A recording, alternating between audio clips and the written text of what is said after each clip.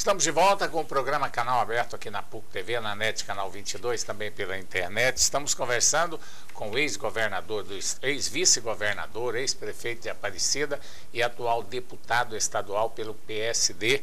PSD mesmo, né, Ademir Menezes? É. Perfeitamente. PSD. Ele que estava no DEM, antes era DEM, o PFL, que você Isso, foi prefeito. ainda era PFL. Ainda era PFL. Depois passou para o PSD, que hoje faz parte da base com o governador Marconi Perillo. Bom, só para voltar àquele assunto da política, a gente não faz, nós falando aqui sobre o Ademir que não foi candidato, porque há um processo, a política é um processo. E a gente só consegue, o político só consegue determinadas candidaturas com possibilidade de vitória quando ele forma um grupo. Né? Tem que se formar um grupo, você tem que pensar 2 anos antes, 2 anos e meio, começar a juntar um grupo, ter um ideal e ter um objetivo. E eu pergunto a Ademir Menezes, para 2016, está na sua cabecinha aí já formar um grupo para tentar voltar ou recuperar o poder lá em Aparecida? João Silvestre, olha, veja bem, a vida da gente ela é muito dinâmica, né? O nosso dia a dia. Nós estamos agora, nesse momento, focados na reeleição do governador Marconi, na eleição do Vilmar para o Senado e na eleição dos deputados federais e estaduais da base. 2016 é uma outra realidade, vamos aguardar, vamos continuar conversando e ver como que as coisas estarão se compondo lá daqui a 2 anos. Nessa disputa pelo Senado, a situação, ou seja, quem está no governo geralmente consegue fazer o seu sucessor, o candidato ao Senado. Né? Aconteceu com o Mauro Miranda, aconteceu com a Lucevânia, aconteceu com o Demóstenes. O senhor acha que o governador Marconi Perillo dessa vez consegue transferir voto e eleger o candidato que é o Vilmar Rocha, tendo em vista que existe um candidatíssimo forte, ou seja, um candidato fortíssimo aí, pelo menos nas pesquisas até agora imbatível, que é o Ronaldo Caiado? Olha, eleição, ao meu ver, dentro da experiência que a gente tem, não existe essa história de imbatível ou não. Quem está com o seu nome registrado, enfim, liberado pela Justiça Eleitoral, que vai para a rua em busca de votos, todos estão concorrendo, independente de um ou outro, poderá chegar ao final dessa jornada, ao final dessa corrida, desse embate, vitorioso.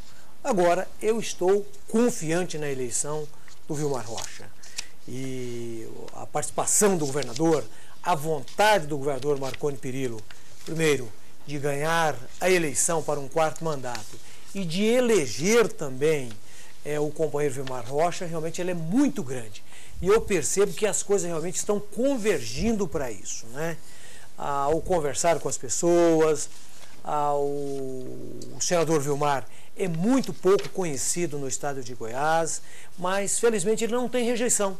E candidato que não tem rejeição, a tendência dele realmente é crescer. O detalhe vamos entrar então nessa história aí, né, de reeleição, de eleição, porque saiu agora mais uma pesquisa neste final de semana do Instituto Fortiori, Pesquisas, Diagnóstico e Marketing. Essa pesquisa ela foi realizada agora nos dias 11 a 15 de julho. A margem de erro da pesquisa é de 3,4%.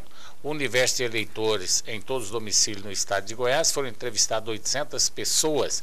A pesquisa foi registrada no TRE sob o número GO 00048/2014 e no TSE BR 00229/2014. A responsabilidade técnica da pesquisa Fortiori, Pesquisa, Diagnóstico e Marketing.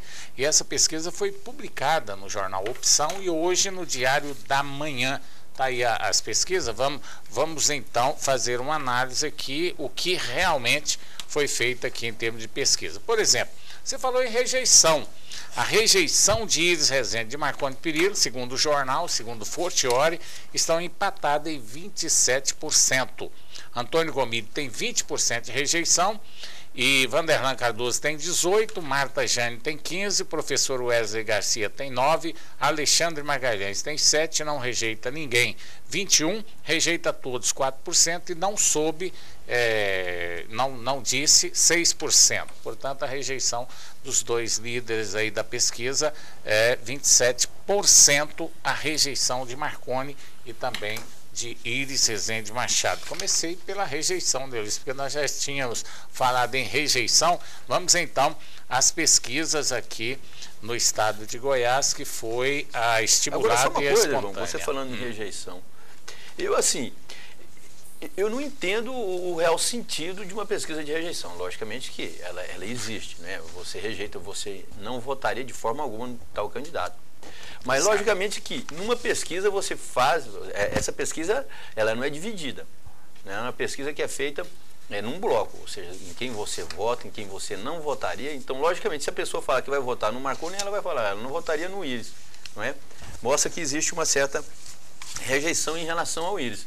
Mas ela não tem aquele sentido mesmo de falar assim, ó, fulano de tal não seria eleito pela rejeição. Não, eu vejo muitas pessoas falando assim, a rejeição é grandíssima, ou seja, é enorme, então não seria eleito. Pelo contrário. Até porque eu acredito que, vamos colocar aqui, com uma certa semelhança, os 27% que votariam no Marconi, por exemplo, não votaria no Iris e vice-versa, ou seja, deu até essa numeração aí. A rejeição, você pode comparar ela como time de futebol. Se você fizer hoje uma pesquisa aqui no estado de Goiás e você colocar, ao invés de você colocar votos, você fala, você torceria para o Goiás, né? Aí você teria uma quantidade de pessoas que diriam, eu não torceria para o Goiás de maneira nenhuma, essa é uma rejeição. Por quê? Porque ele torce para o Vila Nova. Porque então é mais ou menos assim. Quem vota no Iris não vota, que já definiu, não vota em Marconi de jeito nenhum. É que tem candidatos que as pessoas que o eleitor nem conhece direito. É mesmo. Já tem rejeição, não conhece. Ele tem com rejeição aqui quase 10%, ou seja, o eleitor nem conhece o cara. Eu garanto para você que não conhece. Não vou citar os nomes aqui, não, porque assim, seria uma forma de você desmerecer, depreciar. Mas tem candidato aqui, o que está na lanterninha das rejeições, que teve 7% e é uma pessoa nova, lançou o nome, não foi nem candidato a vereador até hoje. E o que eu acho interessante aqui nessa pesquisa aqui, o Antônio Gomide, que é do PT, já está com 20% de rejeição, ou seja, um cara novo, fez uma ótima gestão, pelo menos de acordo com o sufrágio lá em Anápolis, não é? Está quase beirando aqui a Iris Rezende e Marconi Perillo. Antes da gente entrar nos números, Ademir, na sua ótica, a rejeição, explica para nós o que é a rejeição aí da sua maneira de pensar.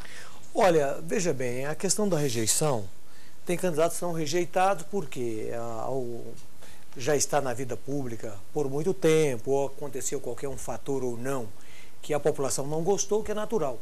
E aqueles candidatos também que não são rejeitados porque as pessoas não conhecem. Tá?